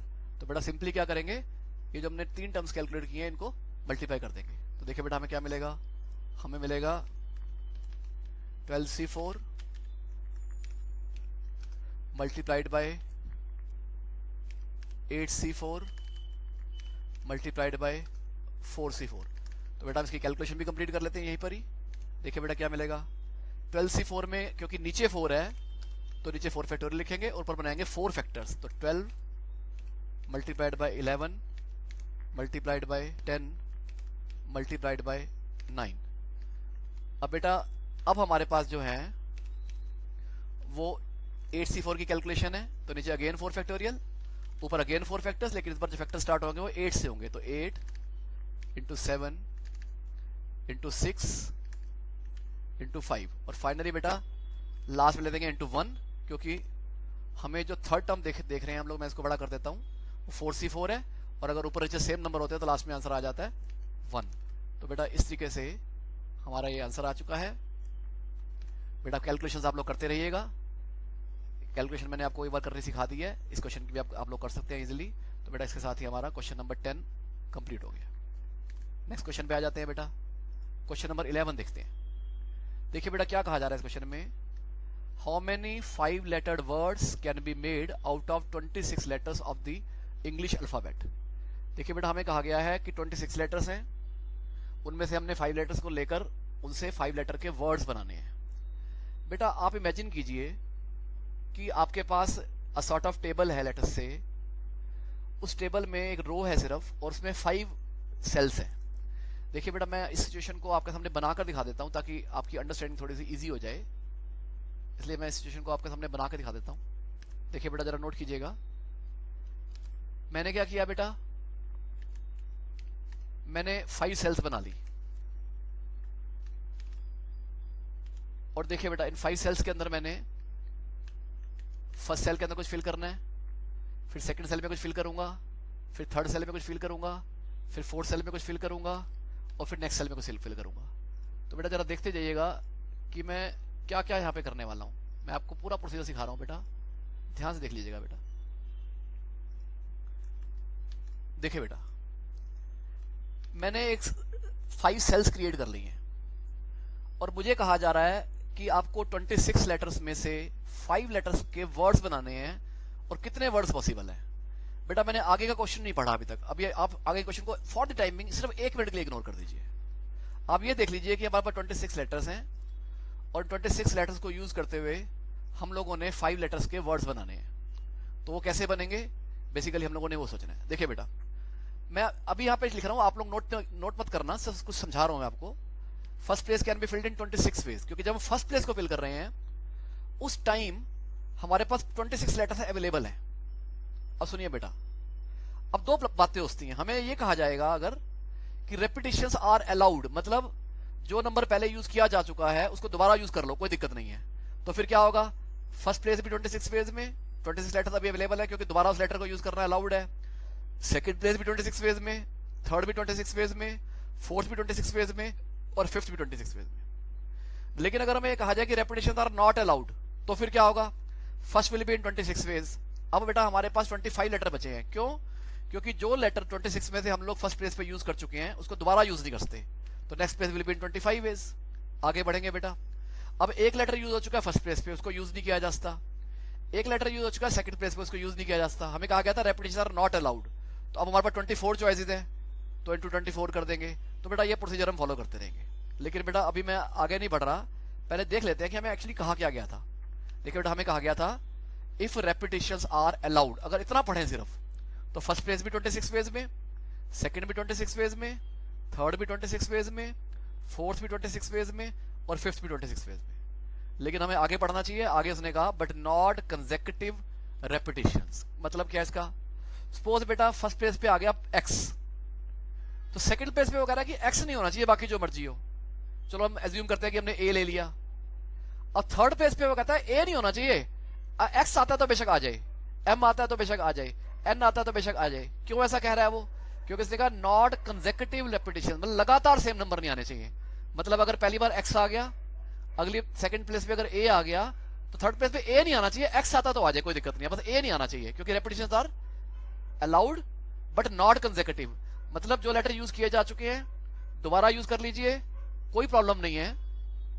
लेकिन जो पहले हम लेटर यूज कर चुके हैं जस्ट पहले, उसके इमीडिएटली बाद सेम नंबर नहीं आना चाहिए। जैसे x लेटर से नेक्स्ट इज a, तो नेक्स्ट a नहीं होना चाहिए, बाकी जो मर्जी हो जाए। इसका मतलब ये हुआ कि 26 लेटर्स में से a को छोड़कर हमारे पास सारी चॉइसेस अवेलेबल हैं, तो 25 चॉइसेस अवेलेबल हैं। तो हम कह सकते हैं the third place can be filled in 25 ways. तो बेटा इस बारे में तो थोड़ा और एम्फेसाइज कर रहा है, क्लियर कर रहा है। वो कह रहा है दिस लास्ट सेंटेंस क्या था, लास्ट सेंटेंस ये था बट नॉट कंसेक्यूटिव। तो वो कह रहा है this last sentence means that a letter may not follow itself in the same word. मतलब अगर x के बाद a आ गया तो लगातार दोबारा a नहीं आ सकता, दोबारा x आ जाए कोई दिक्कत नहीं है, लेकिन लगातार नहीं आना चाहिए। तो बेटा इन कंडीशंस को हमने फॉलो करना है। तो देखिए बेटा अगर मैं इस बात को समझूं तो फर्स्ट प्लेस के लिए हमारे पास 26 चॉइसेस हैं, सेकंड प्लेस के लिए 25 हैं और थर्ड के लिए भी 25 हैं। ऐसा क्यों, क्योंकि जो लेटर हमने सेकंड प्लेस पर यूज किया उसकी रिस्ट्रिक्शन है कि हम उसको दोबारा यूज नहीं कर सकते। लेकिन जो लेटर हमने फर्स्ट प्लेस पे यूज किया उसको यूज करने की कोई रिस्ट्रिक्शन नहीं है। तो first place can be filled in 26 ways, second 25 ways, next 25 ways, fourth place 25 ways and fifth place also 25 ways. I hope कि बेटा आप लोगों को बात क्लियर हो गई होगी। बड़ी सिंपल सी बात है ये, आप लोगों ने इस बात को जरूर समझ लिया होगा। तो चलिए बेटा इस बात को लिखना शुरू करते हैं। तो write down the first place can be filled in 26 ways while the remaining 4 places can be filled in 25 ways each। First place के लिए 26 वेज और बाकी सबके लिए 25 वेज। अब देखिए बेटा फंडामेंटल प्रिंसिपल अकाउंटिंग बीच में आ गया। एक काम करने के तरीके हैं 26, नेक्स्ट काम करने के तरीके हैं 25, नेक्स्ट काम करने के तरीके हैं 25, नेक्स्ट 25, नेक्स्ट 25, और फंडामेंटल प्रिंसिपल अकाउंटिंग कहता है कि आप सिंपली सबको मल्टीप्लाई कर दो। Hence required number of veg, required number का मतलब जो हमें कहा गया था उसमें कितनी वेज बनती है, required number of ways is equal to 26 multiplied by 25 multiplied by 25 multiplied by 25 multiplied by 25। और बेटा अगर आप इन सबको कैलकुलेट कर लोगे तो आप समझ पा रहे होंगे बेटा आपका आंसर आ जाएगा 26 मल्टीप्लाइड बाय 25 4 बार आ रहा है टू द पावर 4। तो बेटा ये आपका आंसर आ जाएगा। तो बेटा आई होप कि आप लोगों को जरूर ये कंसेप्ट क्लियर हो गया होगा, कोई डाउट नहीं आया होगा। It's for the very very simple question. चलिए बेटा अब हम लोग चलते हैं क्वेश्चन नंबर 12 पर। देखिए बेटा नेक्स्ट क्वेश्चन में हमें क्या कहा जा रहा है, जरा ध्यान से देख लीजिए बेटा। अब हमें कहा जा रहा है 12 persons are seated at random in a row, एक रो में बिठाना है हम लोगों ने। और सेकंड पार्ट में कहा जा रहा है अ रिंग। देखिए बेटा मैंने आप लोगों को अरेंजमेंट्स के लिए, परम्यूटेशंस के लिए दो तरीके बताए थे। एक मैंने बोला था लीनियर परम्यूटेशंस जिसमें स्ट्रेट लाइन में बिठाना होता है, एक बताया था सर्कुलर परम्यूटेशन जिसमें किसी सर्कल में या किसी रिंग में या किसी टेबल के अराउंड बिठाना होता है। इसका मतलब ये हुआ कि इस क्वेश्चन के दो पार्ट्स हैं। फर्स्ट पार्ट में इन रो की बात चल रही है, सेकंड पार्ट में इन अराउंड रिंग की बात चल रही है। तो बेटा हम एक एक करके दोनों पार्ट्स को कर लेते हैं। सबसे पहले हम बात करते हैं अ रो। तो बेटा मैं दोबारा क्वेश्चन पढ़ रहा हूं, अभी आप रिंग वाले पार्ट को इग्नोर कर दीजिए। हमें कहा जा रहा है 12 persons are seated at random in a row, in a row मतलब in a straight line. Find the probabilities that 3 particular persons are sitting together. I repeat, find the probabilities that 3 particular persons are sitting together. देखो बेटा इस word को मैं emphasise कर रहा हूं, ये बड़ा इंपॉर्टेंट वर्ड है। सारा क्वेश्चन का जिस्ट इसी के अंदर छुपा हुआ है। ध्यान से सुनना बेटा मेरी बात को। उसने बोला 3 पर्टिकुलर पर्सन्स, उसने ये नहीं बोला 3 पर्सन्स। एज्यूम करो कि अगर यहाँ पे पर्सन्स ना होता, 1 मिनट के लिए, जस्ट 1 मिनट के लिए एज्यूम करो, अगर यहाँ पर्टिकुलर ना लिखा होता तो क्या लिखा होता, 3 पर्सन्स आर सिटिंग टुगेदर। इसका मतलब ये हुआ कि 12 पर्सन्स में से वो कोई भी 3 पर्सन्स होते हैं। तो सबसे पहला काम आपको ये डिसाइड करना होगा कि कौन से 3 पर्सन्स, और ये डिसाइड करने के लिए कि कौन से 3 पर्सन्स, तो सबसे पहले आपको 12 पर्सन्स में से 3 पर्सन्स को सिलेक्ट करना होगा। और सिलेक्ट का मतलब कॉम्बिनेशन। तो सबसे पहला काम आप क्या करेंगे, और 12 में से 3 पर्सन्स को पहले सिलेक्ट करेंगे। अरेंज तो बाद में करते रहेंगे, पहले सिलेक्ट तो हो जाए। तो हम लिखेंगे 12C3 क्योंकि कॉम्बिनेशन की बात चल रही है। जब वो सिलेक्ट हो गए अब हमने उनको अरेंज करना है। लेकिन बेटा अब उसने वर्ड यूज कर लिया 3 पर्टिकुलर पर्सन्स, मतलब जिन 3 लोगों को अरेंज करना है हमें पता है कौन से 3 लोगों को अरेंज करना है। तो हमें चूज करने की जरूरत नहीं है। हमें ये नहीं करना कि भी चलो 12 में से 3 लोग ले लो। हमें किसी ने कह दिया था कि 12 लोग हैं, उनमें से 3 लोग हैं, एक का नाम ए है, एक का नाम बी है, एक का नाम सी है, उनको हमने इकट्ठे बिठाना है। तो देखिए बेटा इस क्वेश्चन में कंडीशन ये है कि 12 लोग हैं, उनमें से 3 लोग हैं, लेटर से उनका नाम ए बी सी है, उन तीनों को हमेशा इकट्ठे बिठाना है। और कहां बिठाना है, इन रो। इन रो मतलब इन स्ट्रेट लाइन। और बेटा इससे पहले वाला क्वेश्चन में सिर्फ नंबर ऑफ वेज काउंट करनी थी, लेकिन ये क्वेश्चन प्रोबेबिलिटी का है। तो बेटा थोड़ा सा चेंज होगा डेफिनेटली, बड़ा आसान चेंज है, ध्यान से समझने की कोशिश करना बेटा। देखिए बेटा इन क्वेश्चंस में जब भी प्रोबेबिलिटी पूछी जाती है सबसे पहले आप कैलकुलेट कर लो टोटल नंबर ऑफ वेज।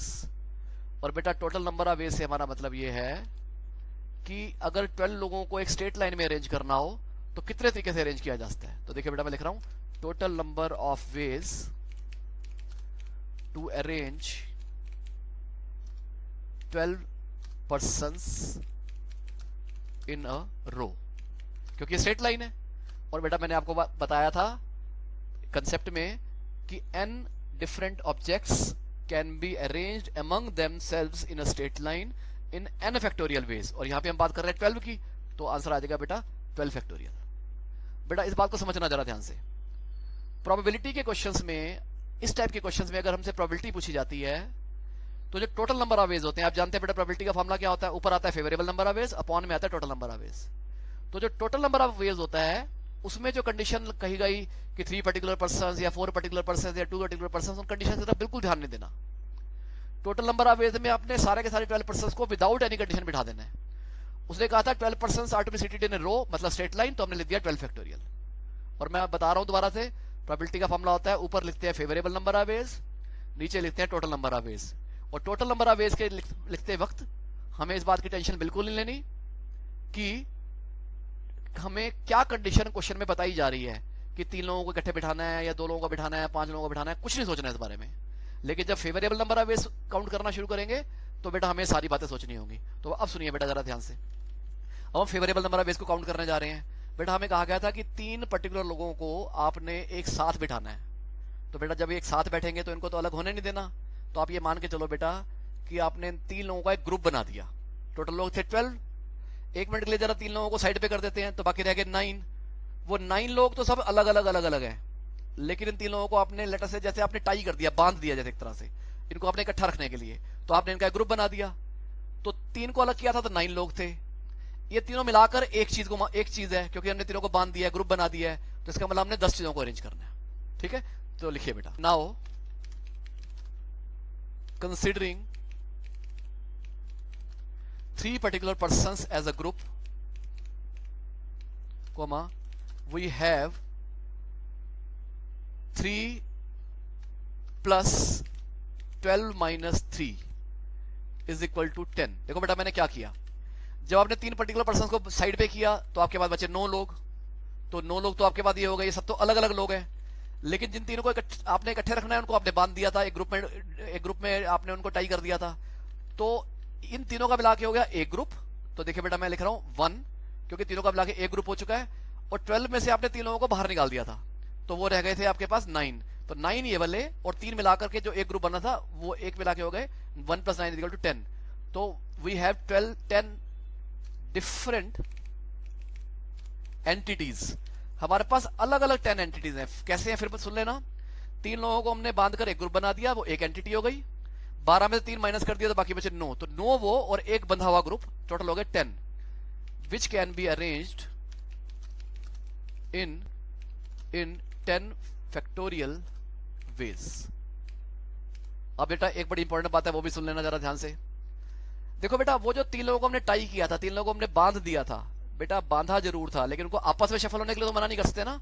तो इसका मतलब यह है कि वो जो 3 लोग थे वो आपस में तो आगे पीछे होते हैं। ठीक है, सो write down 3 particular persons, however 3 particular persons can arrange among themselves, आपस में तो होते हैं ना, in 3 factorial ways। तो बेटा favourable number of veg count करने के लिए क्या करेंगे बेटा, इन 3 फैक्टोरियल को इन 10 फैक्टोरियल से मल्टीप्लाई करेंगे। क्यों? क्योंकि फंडामेंटल प्रिंसिपल ऑफ काउंटिंग ने कहा था कि अगर 2 अलग अलग चीजों को करने के m और n तरीके हों तो टोटल वेज निकालने के लिए आप m into n कर दो। तो अब हम कह देंगे hence favourable number of ways is equal to 10 factorial multiplied by 3 factorial. अब देखो बेटा फेवरेबल नंबर ऑफ वेज आ चुका है 10 factorial into 3 factorial. Total number of ways हम निकाल चुके थे 12 फैक्टोरियल। और प्रोबेबिलिटी करने के लिए क्या करना होता है, टोटल नंबर ऑफ वेज को फेवरेबल नंबर ऑफ वेज से बस डिवाइड तो करना होता है, और क्या करना होता है। तो write down hence required probability is equal to ऊपर आएगा फेवरेबल नंबर ऑफ वेज यानी कि 10 फैक्टोरियल मल्टीप्लाइड बाय 3 फैक्टोरियल, नीचे आएगा टोटल नंबर ऑफ वेज यानी कि 12 फैक्टोरियल। तो बेटा ये हमारा आंसर हो गया।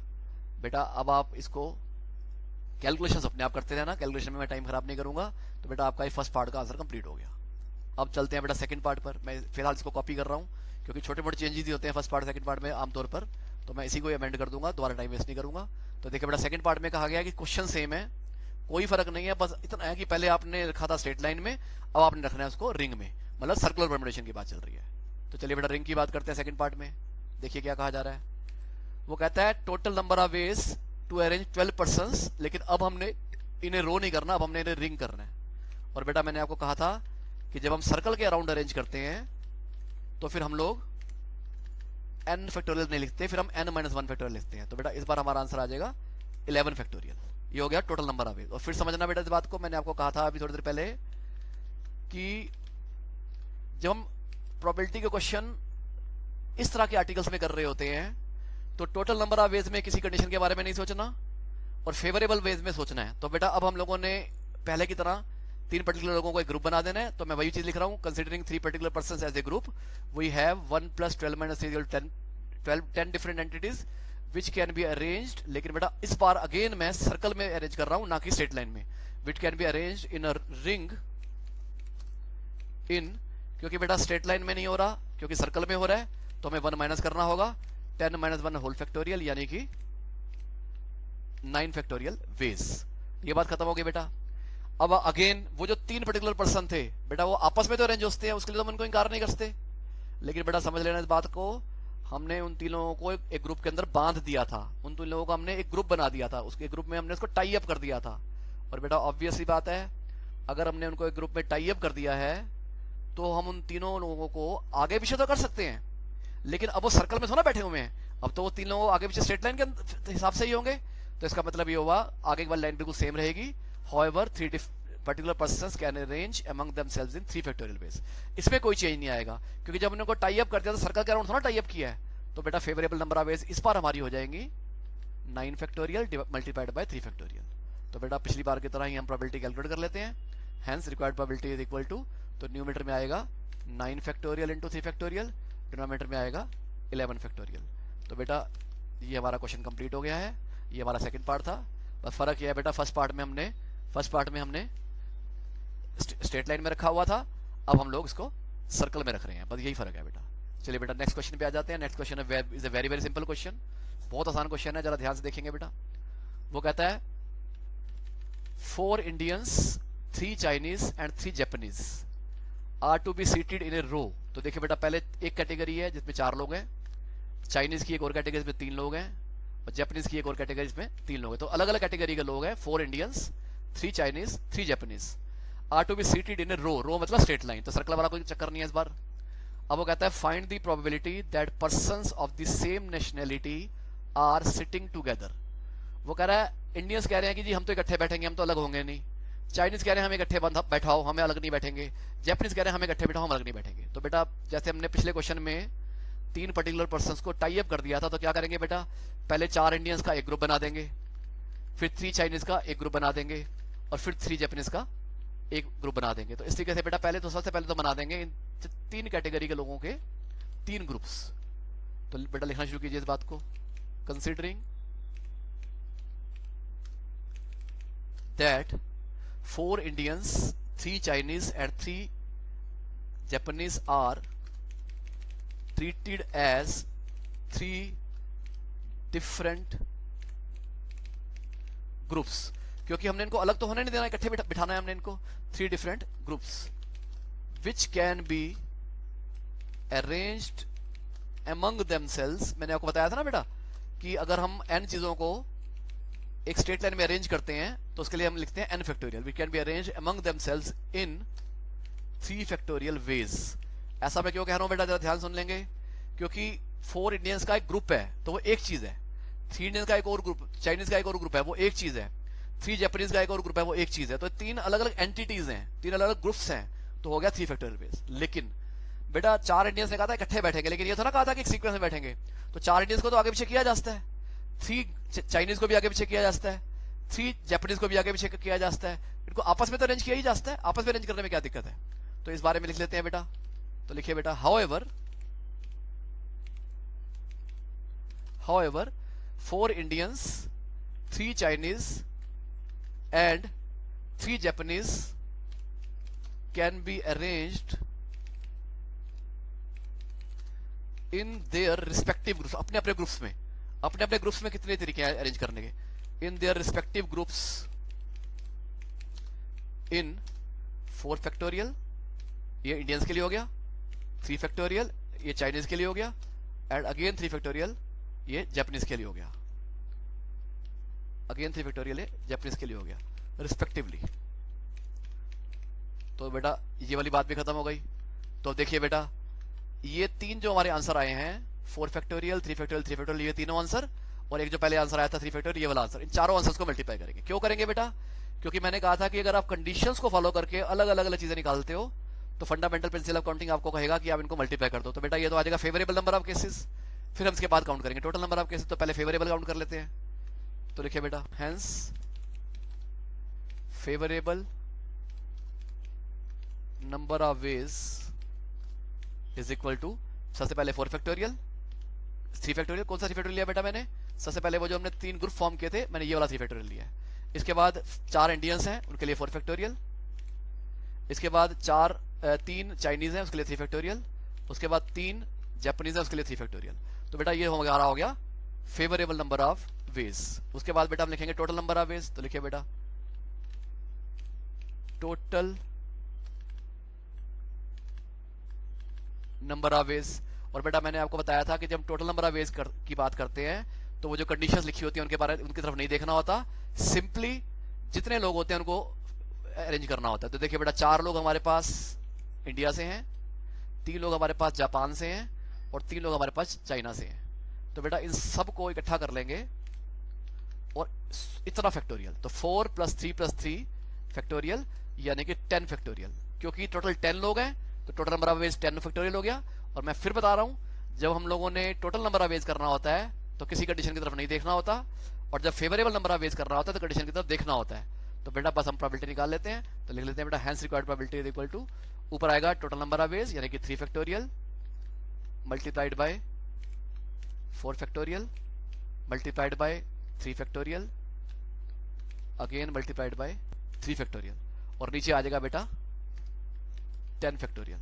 तो बेटा इसमें हम लोगों ने प्रोबेबिलिटी कैलकुलेट कर ली है। Required probability would be equal to, ऊपर आएगा फेवरेबल नंबर ऑफ वेज यानी कि 3 factorial into 4 factorial into 3 factorial into 3 factorial, और नीचे आ जाएगा 10 फैक्टोरियल। बेटा कैलकुलेशन आई होप कि आप लोग कर ही लेंगे, कोई दिक्कत नहीं है। तो this question is also over. 14 देखेंगे बेटा क्या कहता है, देखिए question number 14। A committee of 6 people is to be chosen from a group consisting of 7 men and 8 women। देखो बेटा मेन है हमारे पास 7 और विमेन है हमारे पास 8। तो देखिए बेटा दोबारा देखिए, टोटल है हमारे पास 15। कैसे 15 है? 7 men + 8 women, 15 लोग हैं। लेकिन वो कहता है कि आपने इनमें से 6 लोगों की कमेटी बनानी है।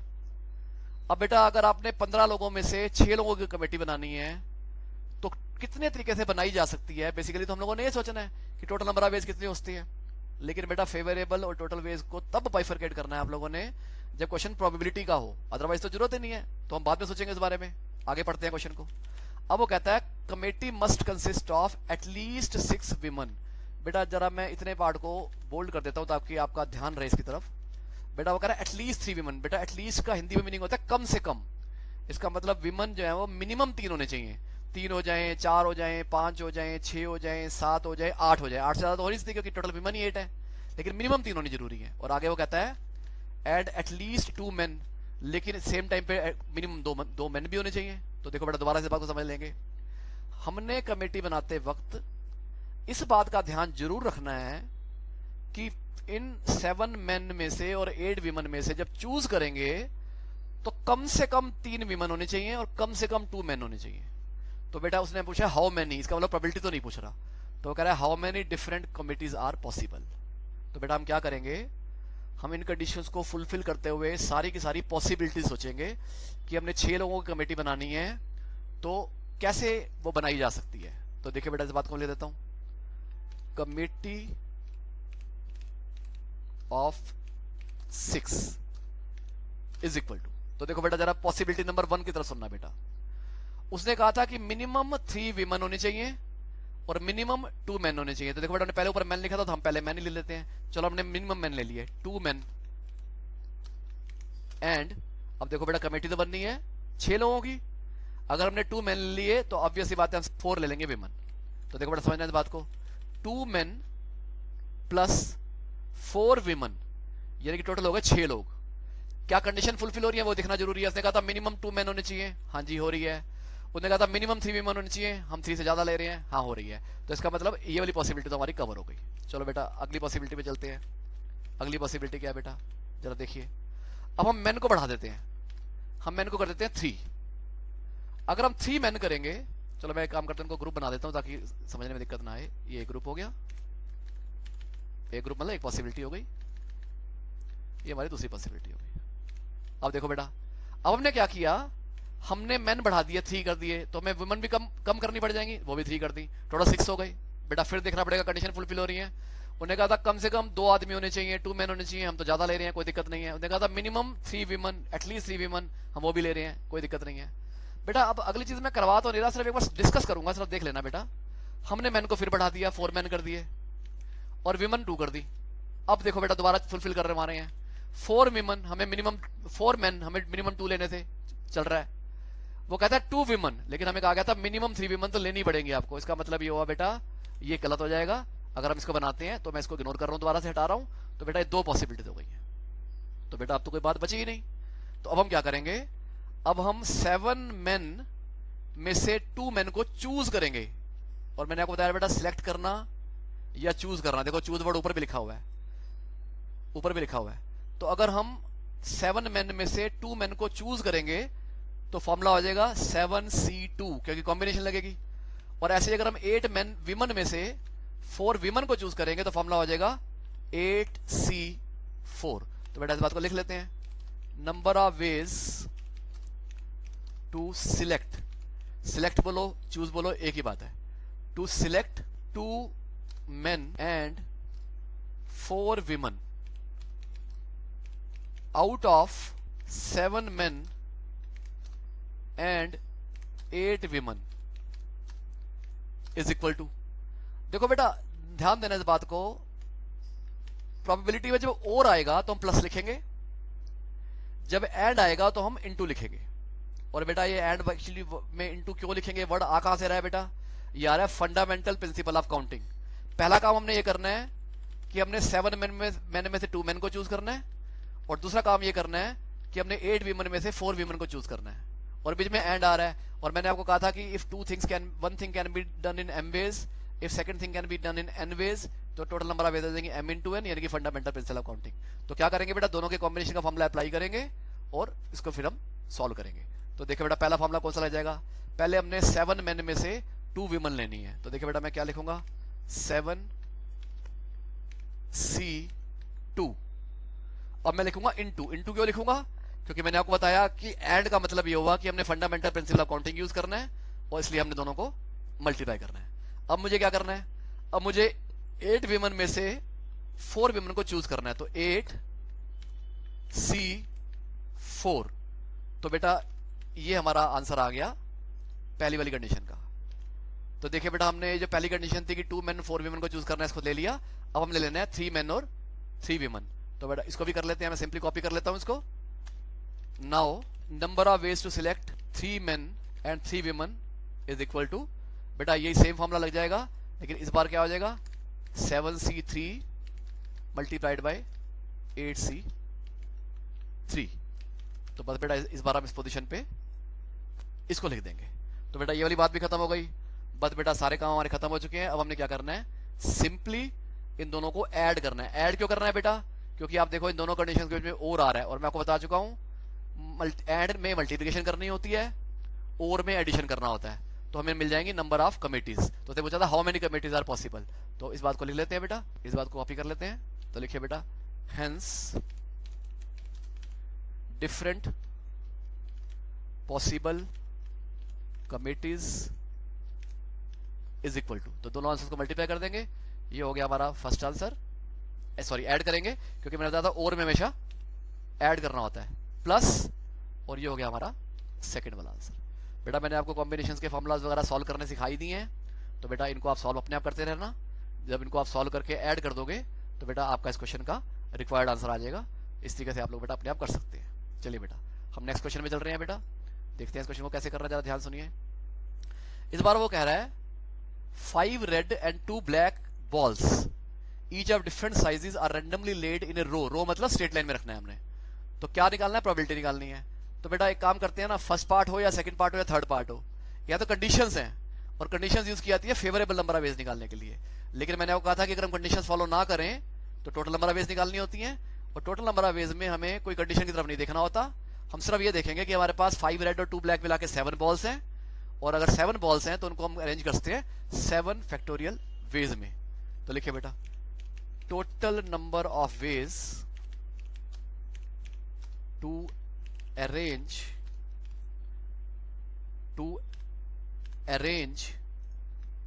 5 red and 2 black balls is equal to 7 factorial. क्यों ऐसा बेटा, दोबारा मैं बता रहा हूं इस बारे में। फेवरेबल नंबर ऑफ वेज में यह देखना होता है कि क्या कंडीशंस लगाई जा रही हैं। टोटल नंबर ऑफ वेज में कुछ नहीं देखना होता, सिंपली जितने टोटल लोग होते हैं उनको अरेंज करना होता है। तो देखिए बेटा हमारे फर्स्ट पार्ट का आंसर कैसे निकालेंगे, जरा ध्यान से देखिए बेटा। मैं एक काम करता हूं, मैं फर्स्ट पार्ट को यही सॉल्व करता हूं, बाद में कट करके नीचे ले जाऊंगा ताकि दोनों चीजें साथ साथ रहें। देखिए बेटा क्या कहा जा रहा है, वो कह रहा है 2 एंड बॉल्स आर ब्लैक। इसका मतलब ये हुआ एंड में ब्लैक बॉल्स होने चाहिए और मिडल में 5 रेड होने चाहिए, रेड बॉल्स होनी चाहिए जो कि 5 है। तो देखो बेटा जो एंड वाली ब्लैक बॉल्स हैं, जैसे मान लो एक बॉल का नाम है B1, एक का नाम है B2, तो आपके मर्जी है स्टार्टिंग में B1 रख दो, लास्ट में B2 रख दो। सेकंड पॉसिबिलिटी, स्टार्टिंग में B2 रख दो, लास्ट में B1 रख दो, आपकी मर्जी जैसे मर्जी कर दो। तो हम ये कहेंगे कि जो 2 ब्लैक बॉल्स हैं उनको 2 वेज में अरेंज किया जा सकता है। 2 वेज कह लो, 2 फैक्टोरियल कह लो, एक ही बात है। तो लिखिए बेटा 2 black balls can be arranged in 2 ways. आगे सुनिए बेटा, एंड अब बेटा जो 5 रेड बॉल्स हैं वो इसके बीच में है, तो 2 ब्लैक के बीच में है 5 रेड बॉल्स, ये तो बात सही है, लेकिन इनको आपस में अरेंज करने के लिए कोई थोड़ा मना कर रहा है, आपस में अरेंज हो सकती हैं। And 5 red balls can be arranged in 5 factorial. आप कहोगे सर पहले तो आपने 2 फैक्टोरियल बोला ही नहीं, पहले तो आपने 2 बोला है। बेटा 2 फैक्टोरियल बोलो या 2 बोलो, एक ही बात है, आप सॉल्व करके देख लो, 2 फैक्टोरियल से 2 ही तो आता है। लेकिन अगर आपको वहम हो रहा है तो कोई दिक्कत नहीं, 2 फैक्टोरियल लिख लो। And 5 black red balls can be arrange in 5 factorial ways. तो देखिए बेटा ये हमें मिल गया। अब हम क्या करेंगे बेटा, 2 फैक्टोरियल को 5 फैक्टोरियल से मल्टीप्लाई करेंगे तो फेवरेबल वेज आ जाएंगे। Hence favourable ways is equal to 2 factorial multiplied by 5 factorial. अब देखो बेटा फेवरेबल वेज है 2 factorial to 5 factorial, total ways है 7 फैक्टोरियल, बस डिवाइड कर देंगे हमारा आंसर आ जाएगा। ठीक है बेटा, तो हमें आंसर निकालने में कोई दिक्कत हो ना, बड़े आराम से आंसर आ जाएगा। तो लिखिए बेटा which implies required probability is equal to, ऊपर आ जाएगा फेवरेबल नंबर ऑफ वेज यानी कि 2 फैक्टोरियल मल्टीप्लाइड बाय 5 फैक्टोरियल, और नीचे आ जाएगा टोटल नंबर ऑफ वेज यानी कि 7 फैक्टोरियल। तो बेटा ये मैं आप लोग अपने आप कर लेना कैलकुलेशन में कोई मुश्किल नहीं है, you can do this calculation easily. तो बेटा ये हमारे फर्स्ट पार्ट का आंसर था, इसको मैंने नीचे जाके अपनी जगह पे लिख दिया। तो बेटा हमारा फर्स्ट पार्ट कंप्लीट हो गया। अब बात करते हैं सेकंड पार्ट की। देखिए बेटा सेकंड पार्ट क्या कहता है, जरा समझ ले अच्छी तरह से, ये फिलहाल मैं ये सॉल्व कर रहा हूं। वो कहता है there are 3 red balls between 2 black balls. मतलब आपने 2 ब्लैक बॉल्स के मिडल में, 2 ब्लैक बॉल्स के बीच में 3 रेड बॉल्स को प्लेस करना है। पिछली बार क्या किया था, पिछली बार 2 ब्लैक बॉल्स के बीच में 5 रेड बॉल्स को रखा था, लेकिन इस बार 2 ब्लैक बॉल्स के बीच में 3 रेड बॉल्स को रखना है। अब देखो बेटा यहाँ पे एक प्रॉब्लम क्या आ गई, वो ये आ गई कि हमारे पास है 5 रेड बॉल्स, हमने इसके बीच में अरेंज करनी है 3 रेड बॉल्स। अब क्वेश्चन ये राइज हो गया कि सर कौन सी 3 रेड बॉल्स, आपने ये तो कह दिया कि 5 के बीच में 3 रखनी है, 2 ब्लैक के बीच में 3 रेड रखनी है, लेकिन कौन सी 3 रेड ये तो हमें बताया नहीं आपने। तो क्या करेंगे बेटा, सबसे पहले ये डिसाइड करने के लिए कि 2 ब्लैक बॉल्स के बीच में कौन सी 3 रेड बॉल आएंगी, तो हम ये करेंगे कि हम 5 रेड बॉल्स में से 3 रेड बॉल्स को सबसे पहले सिलेक्ट करेंगे। तो सबसे पहले मैं लिख रहा हूं number of ways to select 3 red balls from 5 is equal to, तो क्या आ जाएगा C5, 3। आपको पता है मैंने बताया था आपको, आप चाहे 5C3 लिखो चाहे आप C5,3 लिखो, मतलब दोनों बात का एक ही होता है। चलो बेटा ये वाला काम खत्म हो गया। अब अगली बात सुनना बेटा, अभी तो आपने सिलेक्ट किया है, अगली बात सुनना। अब वो जो 3 रेड बॉल्स हैं वो 2 ब्लैक बॉल्स के बीच में आनी चाहिए। तो एक काम करते हैं बेटा, एक ब्लॉक बनाते हैं जिसके अंदर आसपास 2 ब्लैक बॉल्स होंगी और उसके बीच में 3 रेड बॉल्स होंगी। तो बेटा इस बात को इफेक्टिवली समझने के लिए मैं आपको ब्लॉक बनाना सिखा देता हूं ताकि किसी तरह का कोई डाउट रह ही ना जाए।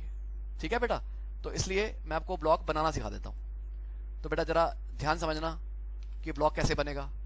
देखो बेटा मैं क्या कर रहा हूं, हमारे पास टोटल 7 केसेस थे। देखिए बेटा जरा ध्यान से, मैंने आपके सामने एक बॉक्स सा बनाया है, जरा ध्यान से देखना बेटा।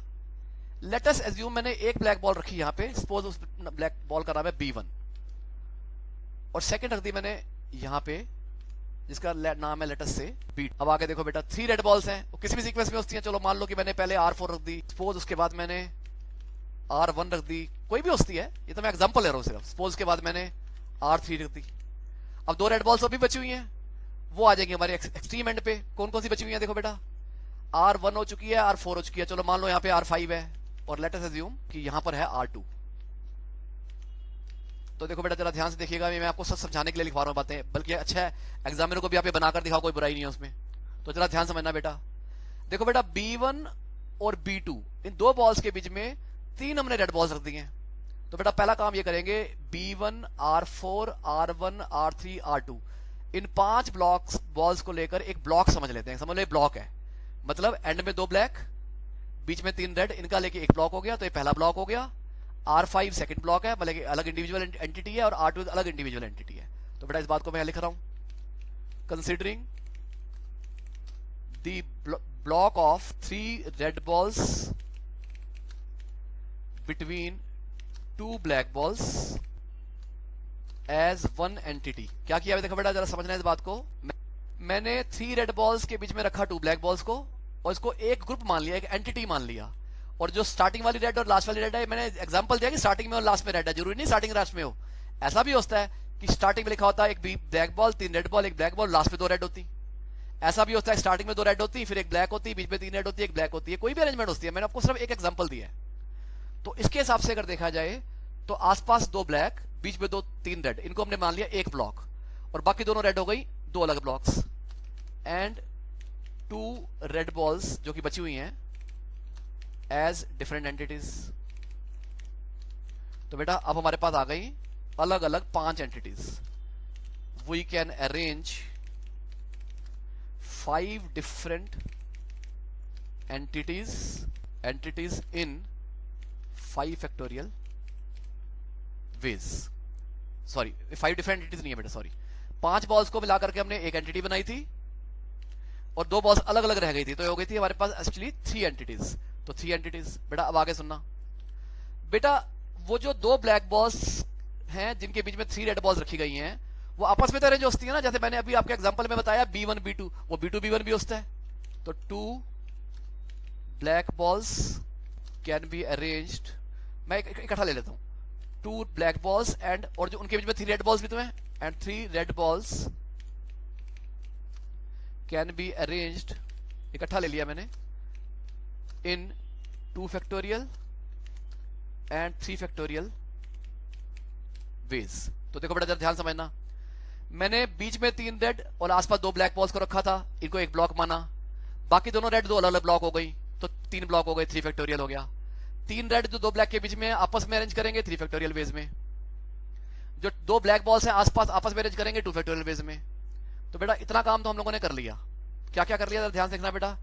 सबसे पहले 5 रेड बॉल्स में से 3 रेड बॉल्स को चूज किया, फिर 2 ब्लैक बॉल्स और बीच में 3 लेकर इसको एक ब्लॉक माना, 2 रेड बॉल्स अलग अलग ब्लॉक हो गए, टोटल 3 फैक्टोरियल बेस हो गया। फिर हमने 3 रेड बॉल्स को आपस में अरेंज किया 3 फैक्टोरियल बेस, 2 ब्लैक बॉल्स को आपस में अरेंज किया 2 फैक्टोरियल बेस। तो बेटा अब आप ये नोट कीजिए, सारी बातें कवर हो चुकी हैं। तो देखो बेटा हमारे पास क्या क्या चीजें हैं, मैं बोल्ड कर रहा हूं। ये पहली चीज है नंबर 1। फिर हमने जब ब्लॉक बनाया था उसके बाद जब अरेंज किया था तो ये हो गया नंबर 2।